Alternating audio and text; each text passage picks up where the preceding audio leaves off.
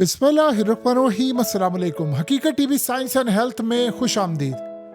देखिए, बड़ी ही अजीबोगरीब सूरत हाल है। ये मनाजिर आप देखें, ये अमेरिका के सीने पर वार कर देने वाले मनाजिर हैं।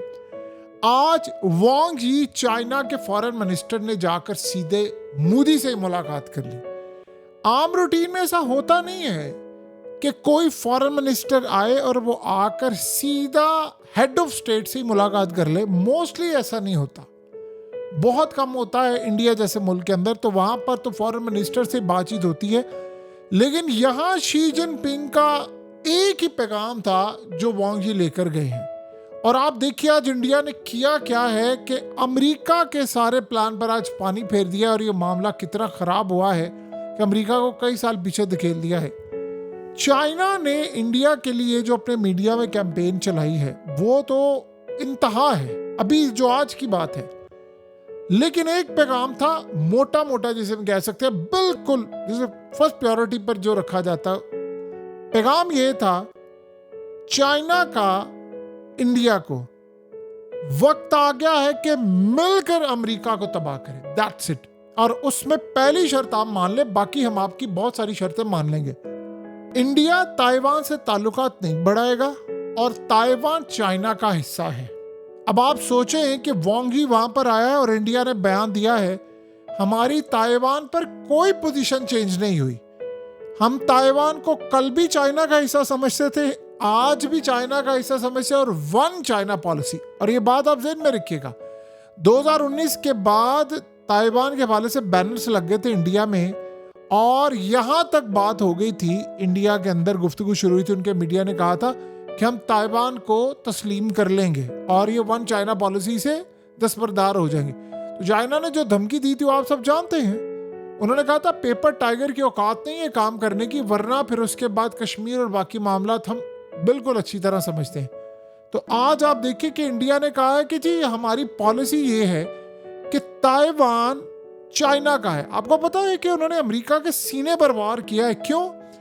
ये यूक्रेन की जो जंग है ये खत्म होनी है या नहीं होनी, उसके बाद चाइना का ताइवान वाला सिलसिला शुरू होने वाला है, वहां पर ये जंग होनी है। इसीलिए तो ये रूस खड़ा हुआ है, चाइना ने कहा हम आपके साथ खड़े। लेकिन इंडिया को इस्तेमाल करना था, अमेरिका का प्लान ये था कि इंडिया को हम इस्तेमाल करेंगे चाइना के खिलाफ, और इंडिया को कहेंगे कि तुम चाइना के खिलाफ इस्तेमाल हो, और उधर से ताइवान का महाज छेड़ देंगे। और इवन के इंडिया को इस्तेमाल किया जाएगा ताइवान के साथ ताल्लुकात के लिए, बहुत सारी चीज़ों के लिए। इंडिया ने वो बाजी ही सारी पलट दी, और इस सूरत हाल में उन्होंने कह दिया जी हम तो ताइवान को सिर्फ चाइना का हिस्सा समझते हैं, बावजूद इसके कि उन्होंने ताइवान को कहा कि आप सेमीकंडक्टर की फैक्ट्री इंडिया में आकर लगाएं। यानी आप अंदाजा करें, तो चाइना ने अब कह दिया है कि फैक्ट्री ये भूल जाए। उन्होंने कहा ठीक है जी, आप जो कहेंगे हम आपके साथ है, आपका और हमारा दुश्मन एक है। आज चाइना ने कहा है कि हमने आपस में क्यों लड़ाई करनी है, हमारा दुश्मन एक है, यानी कि अमेरिका।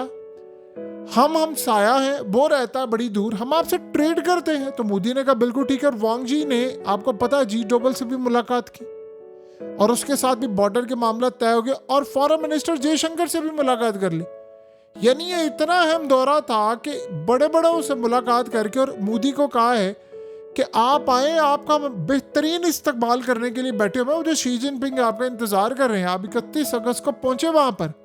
इमेजिन करें जरा, अमेरिका का दौरा कैंसिल हो गया है, उनका तिजारती दौरा जो मुज़ाकरात का तो मनसूख हो गया, उन्होंने बम फोड़ दिया यहाँ पर अमेरिका पर। अब होने के लिए क्या जा रहा है? आज के बाद फैसला ये हो गया है कि दरवाजे बंद कर दिए गए हैं, सारे दरवाजे आज के बाद बंद कर दिए गए हैं अमेरिका के लिए। और इस सूरत हाल के अंदर वो जो रेयर अर्थ मिनरल्स और बहुत सारी चीज़ें और बहुत कुछ इंडिया को रोका था, चाइना ने कहा हम रिस्टोर कर रहे हैं, आप बेफिक्र हैं, हम आपके साथ खड़े हुए हैं। और सबसे पहली जो चीज़ डिस्कस हुई है, मेन चीज़ जो डिस्कस हुई है, वो बेसिकली आज डिस्कस हुई है कि डॉलर को तबाह करना है हमने, और हमने मिलकर अमेरिका की करेंसी को बर्बाद कर देना। ये मेन चीज़ है। अब फैसला ये हुआ है कि अलायंस बनाया जाएगा, जहां जहां एरियाज में इंडिया और चाइना के मसले हैं उनको ख़त्म किया जाएगा। और चाइना ने कहा हम आपके लिए अपनी मार्केट के दरवाजे खोल रहे हैं, हमारे इन्वेस्टर इंडिया में आ रहे हैं, हम आपके साथ काम करेंगे बैठकर, उन्होंने असल बात यह है बैंकिंग अपना ऑफर कर दिया है कि आप ऐसा ऐसा अमेरिका के बैंकिंग सिस्टम से भी अलग हो जाए। चाइना आपको अपना बैंकिंग सिस्टम देने के लिए तैयार है। और इस सूरत हाल के अंदर सबसे बड़ी बात जो हुई है मोदी के साथ कि भाई हम जो आपस में अपनी ट्रेड करेंगे वो लोकल करेंसी ट्रेड में करेंगे, यानी रुपीस और युआन के अंदर।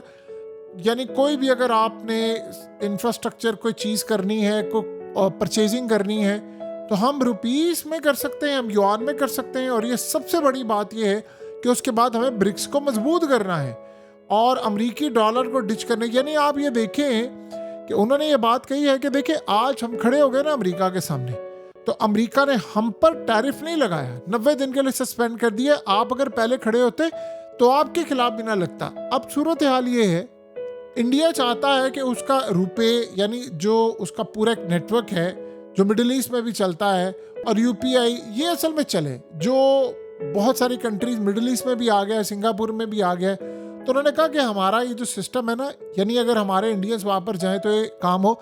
और दूसरा जो वीज़ा पॉलिसी है वो नरम हो ताकि इंडियंस वहाँ पर जा सके, हम परचेजिंग कर सकें। और उसके अलावा हमें मिलकर अपने जो रिजर्व्स हैं वो अब डॉलर की बजाय दूसरी करेंसी में लेकर आने हैं।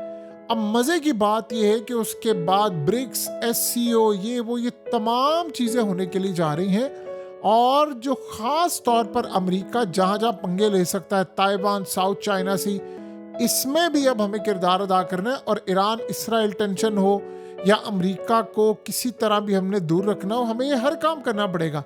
और ये वो झटका है जिसको आप समझ लें कि दुनिया की दो बड़ी ताकतें, तकरीबन 3 अरब की आबादी वाले दो मुल्क, जो अगर किसी एक प्लेटफॉर्म पर इकट्ठे हो जाए। आपको पता है आज तक इंडिया और चाइना के मसले जो रहे उसमें अमेरिका ने बड़ा किरदार अदा किया। वो चाह भी नहीं रहा था ये दोनों करीब आए, क्योंकि ये दोनों जब करीब आ जाएंगे, आप सोचिए दुनिया की ऑलमोस्ट 3 अरब की आबादी अगर कोई फैसला कर लेगी कि ये काम करना है, हमने ये परचेजिंग करनी है, ये डॉलर को छोड़ना है, आप सोचिए उसके बाद हाल क्या होगा इनका।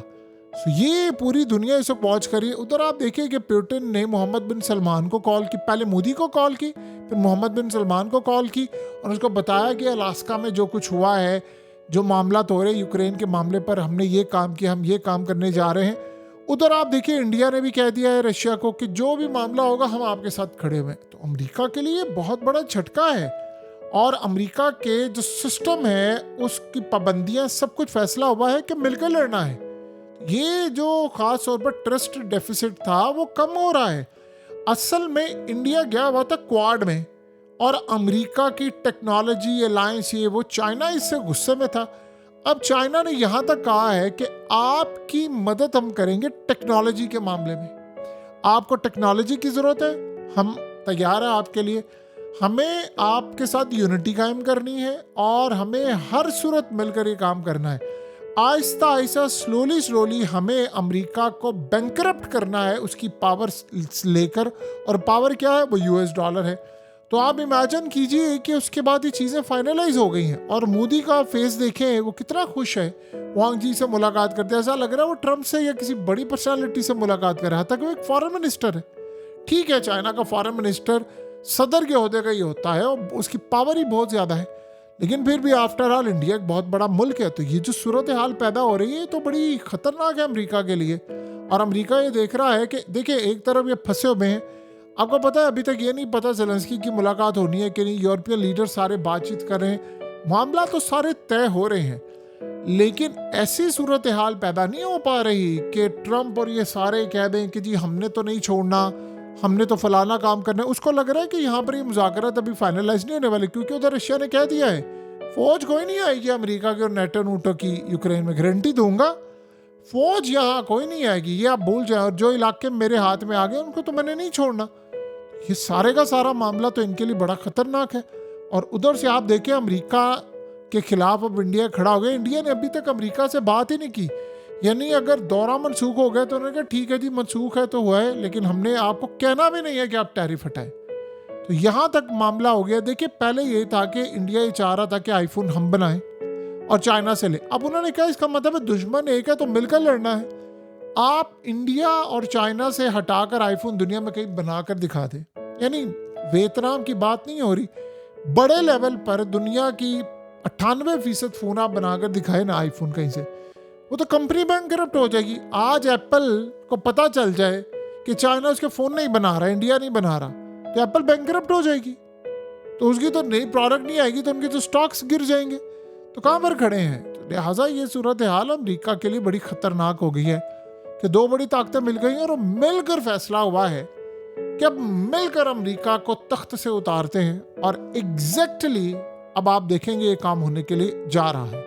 हकीकत टीवी साइंस एंड हेल्थ की इस वीडियो के नीचे कमेंट ज़रूर कीजिए, अपनी राय का इजहार ज़रूर करें और इस वीडियो को हर जगह शेयर करते हुए चैनल को सब्सक्राइब ज़रूर करें।